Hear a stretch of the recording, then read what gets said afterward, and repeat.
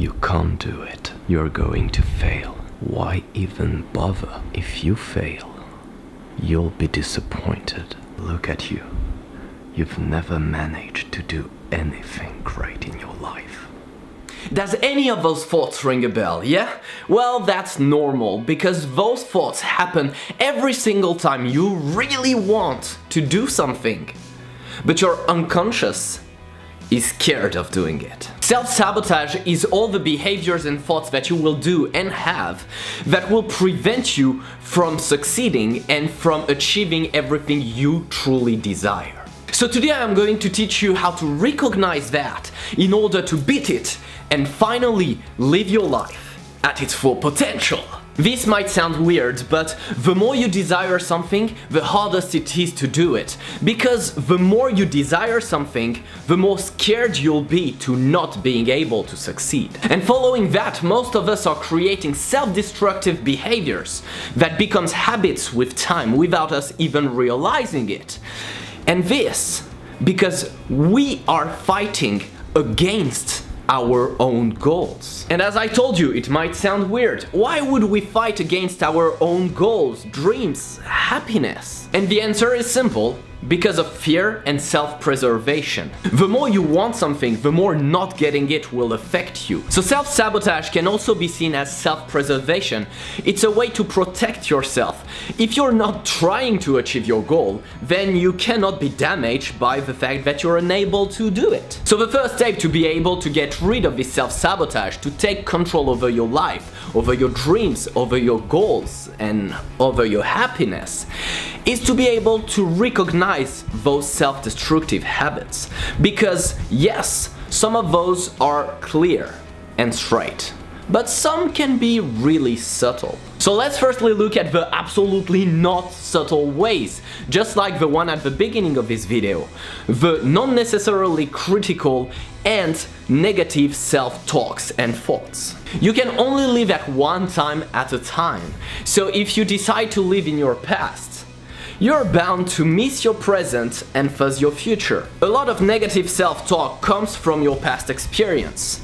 A lot of time you believe, or at least make yourself believe, that you're going to fail because you failed this one time you tried something completely different many years ago when you were someone completely different. I, for myself, used to be terrible with that. There's a reason why on this channel I always told you, okay, from now on I'm going to do this new series and I'm going to do it for good this time, and I always failed to do it.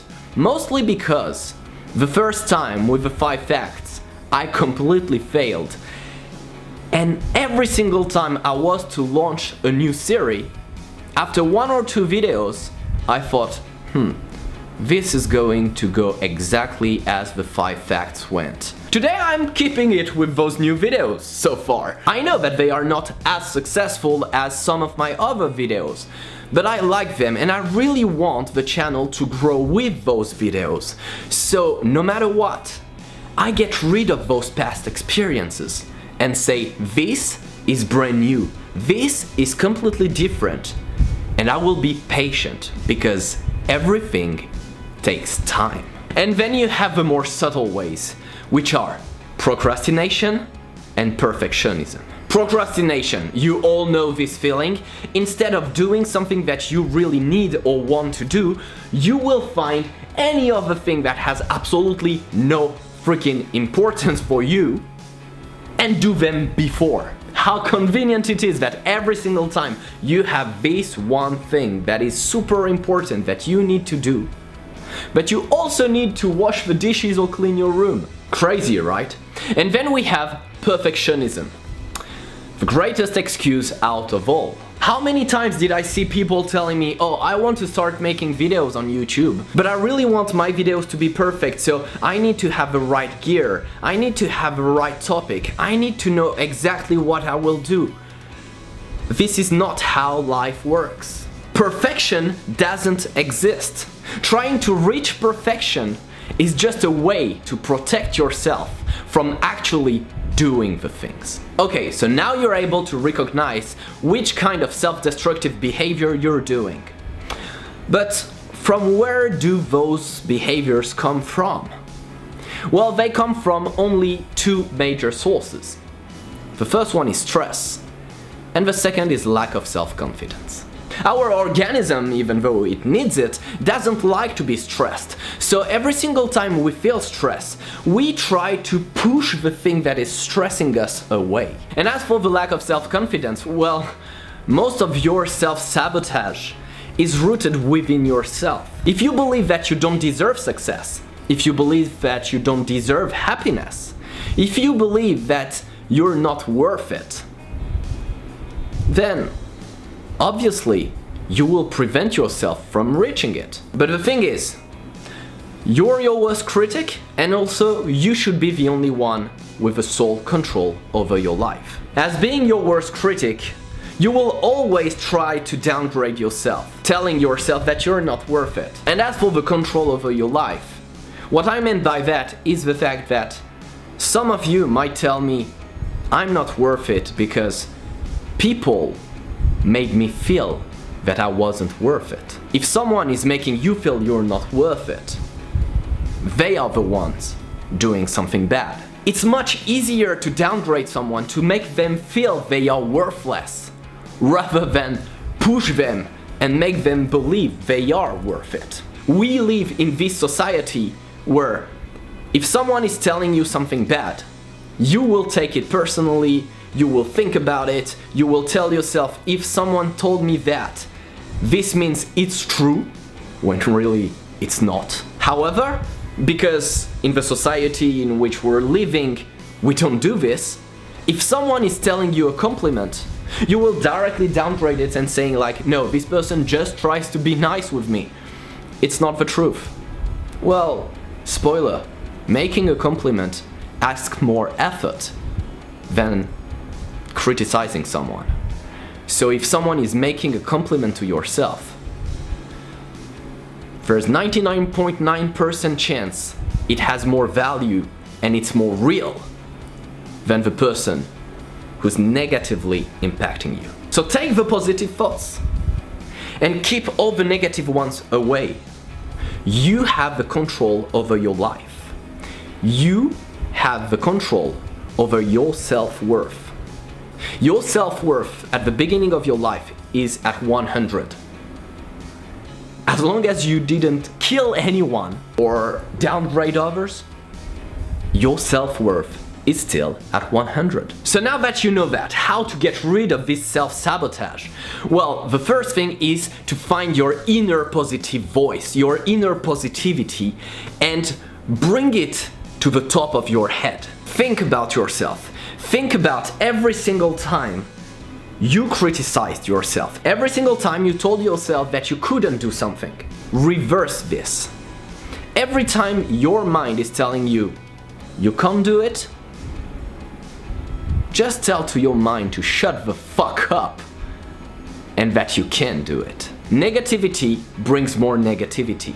Positivity brings more positivity. At the beginning, it will feel useless, but the more you will do it, the less your mind will tell you that you can't, and the more it will unconsciously and instinctively tell you that you can. Then attack your behaviors straight away. The procrastination thing. You didn't wash the dishes or clean your room for the past week and a half. Well, if you did that, it's not really good for the dishes. The room is okay, but the dishes, you still should do it. But you didn't do both of those things when you didn't have this important thing to do. They can wait a couple more hours. And concerning perfectionism, just do things. Do them. Stop hiding yourself behind excuses. Stop hiding yourself behind the fact that it's not perfect. Nothing is perfect.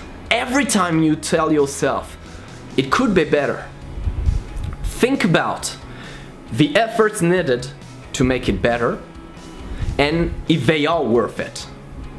If you need 10 more minutes work to make it drastically better, do it.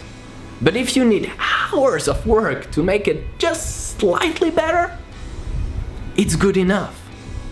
Go for it. And finally, and that's something that actually worked quite well for me, is the fact of creating goals and plans for the future. I know that one of the things that scared me the most in the past and, well, made me quite a master procrastinator is the fear of the unknown. And then what? If I were to succeed in this goal, what would I do after that? Should I just stop living? Of course not. And that's why I decided to set goals in the future. And this helps me to continue always working for something. Every single time I reach one goal, I just set a new one before I reach all my goals. So I never have this time where I don't know where to go. And thanks to that, I keep the flow continuous. And this helps me, and I hope will help you, to live your life at its full potential. And this is the end of how to stop self-sabotaging yourself. I hope you liked the video. If you did, don't forget to put a thumbs up, share the video, subscribe to my channel. Go follow me on all my social medias if you have any more questions about those topics. You can also support me on Patreon. That is mostly to help me. And no matter what happens, I will see you in my next video. Have an amazing, wonderful day. Don't forget to smile and live your life at its full potential.